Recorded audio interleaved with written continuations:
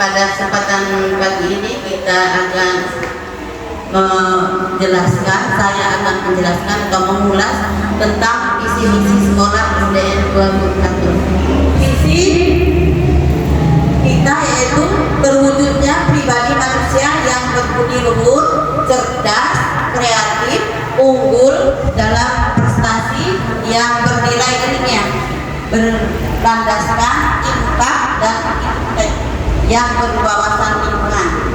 Itu perlu kalian lihat dan pelajari, pahami. Itulah misi kita. Kemudian masuk ke visi. Visi kita ada 4. Yang pertama, membentuk manusia mandiri, cerdas, berprestasi, kreatif, dan inovasi yang berwawasan lingkungan. 2. Mengembangkan potensi siswa dalam bidang akademik maupun non-akademik yang berwawasan lingkungan. 3. Memiliki kecakapan hidup, menguasai iptek sehingga mampu meraih berbagai peluang di masyarakat dan lingkungan. 4. Meningkatkan disiplin dan menumbuh kembangkan penghayatan pengamalan yang berwawasan lingkungan.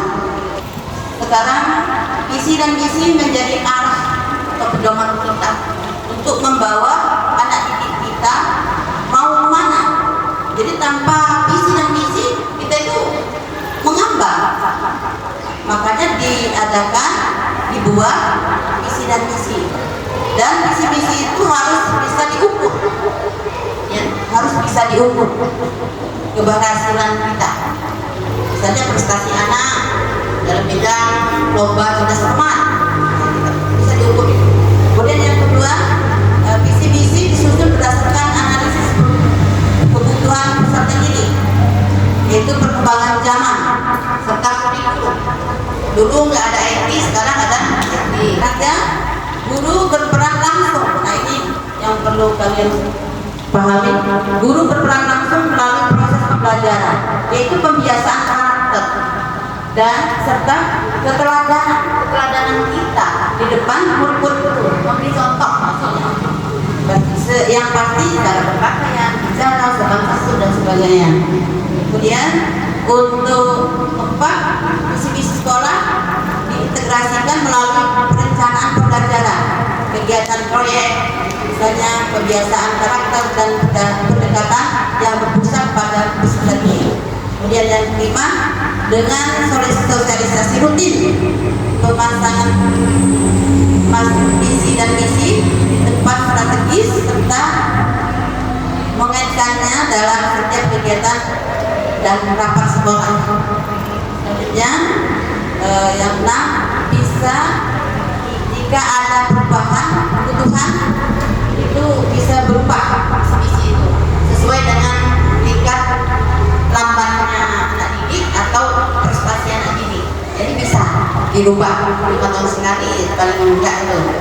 Karena kalau terlalu pendek itu nanti terlalu cepat. Jadi dilihat, oh anak kita karakternya, keagamaannya kurang, ayo kita rubah. Berarti setiap sebelum mulai pelajaran kita gerakkan lagi baca-baca pendek dan sebagainya, baca Al-Quran. Itu bisa berubah ya.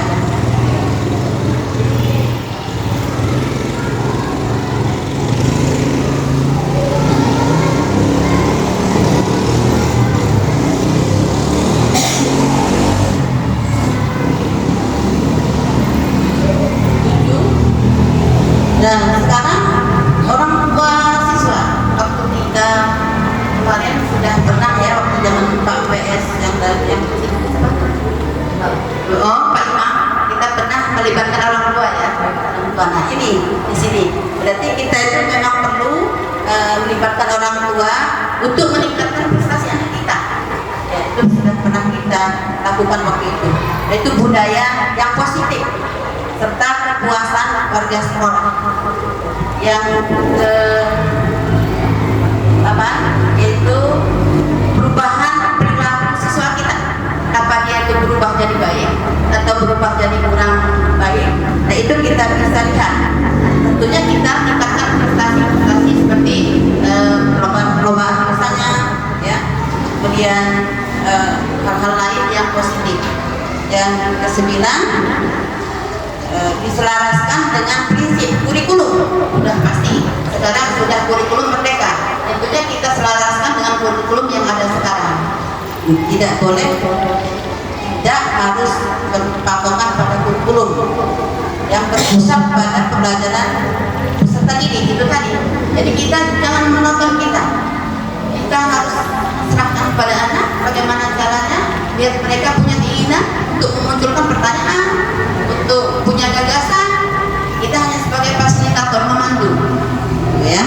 Kemudian yang 10, diharapkan memiliki kita punya komitmen pada guru masing-masing untuk menjalankan pembelajaran yang bermakna. Kita harus punya prinsip ya, punya keinginan yaitu untuk memajukan anak kita di kelas masing-masing. Jadi kalau sudah semuanya dari kelas 1 sampai 9 seperti itu, ya kita akan terwujud apa yang kita cita-citakan sesuai dengan visi misi kita yang ada di sini. Saya kira hanya itu paparan dari saya. Sekarang silakan yang mau bertanya.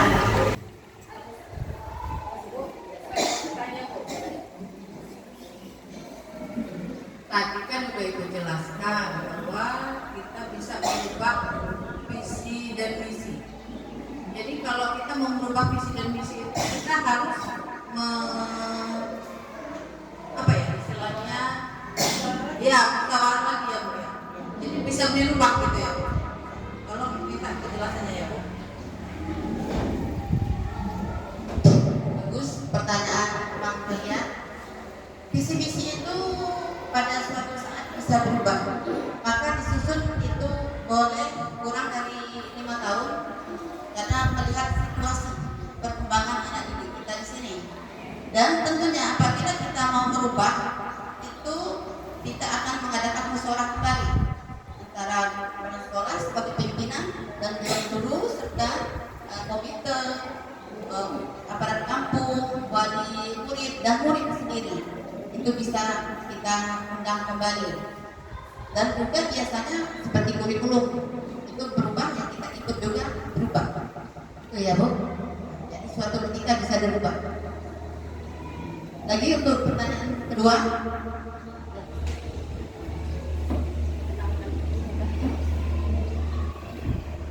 Assalamualaikum warahmatullahi wabarakatuh. Perkenalkan Ibu, saya Anjara Spesialti. Saya mau bertanya tentang visi dan misi sekolah ini seperti yang sudah Ibu jelaskan tadi. Pertanyaan saya adalah bagaimana visi sekolah disusun agar sesuai dengan kebutuhan peserta didik kita yang ada di sekolah ini. Terima kasih.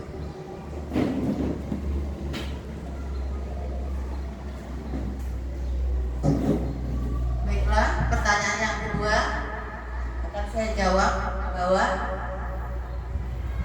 visi-misi itu disusun berdasarkan analisis kebutuhan peserta didik kita. Jadi berdasarkan analisis. Udah itu perkembangan zaman itu juga harus kita perhatikan. Perkembangan yang dulu tidak pakai IT sekarang pakai IT. Jadi kita harus lihat itu. Kemudian kebijakan kurikulum. Jadi banyak faktor yang akan kita lihat serta karakteristik lingkungan masyarakat sekitar sekolah. Kalau tadinya kita sekolah ini aman, sekarang jadi nggak aman, itu berarti harus kita susun kembali sesuai dengan kebutuhan sekolah kita dan lingkungan masyarakat yang ada di sini. Itu yang sampaikan. Untuk selanjutnya ada lagi? Cukup. Ya, hanya itu ibu-ibu yang saya jelaskan tentang kurikulum kita. Mudah-mudahan selanjutnya ibu-ibu memahami dan dilaksanakan di kegiatan kita setiap harinya untuk kemajuan SD2 Gunung Katun ini. Saya akhiri, billahi taufiq wal hidayah. Wassalamualaikum warahmatullahi wabarakatuh.